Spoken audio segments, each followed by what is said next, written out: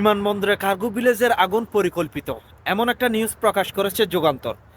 এটা পরিকল্পিত হোক, অ্যাক্সিডেন্ট হোক, যাই হোক না কেন, আমি প্রশ্ন সর্বপ্রথম তাদেরকে করব যারা ওখানে কর্মকর্তা ছিলেন, যারা দায়িত্বে ছিলেন তাদেরকে। তারা কি বসে বসে আঙ্গুল চুষছিল?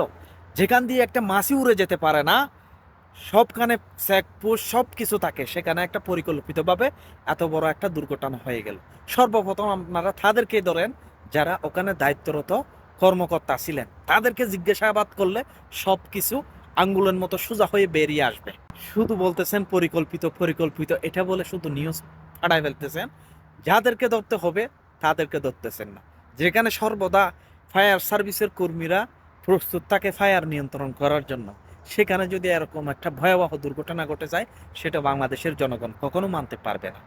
এরপরও দর্শক, আপনাদের মতামত থাকতে পারে, কমেন্ট বক্সে জানিয়ে যাবেন। ভিডিওটা সর্বোচ্চ শেয়ার করে দেবেন। ধন্যবাদ।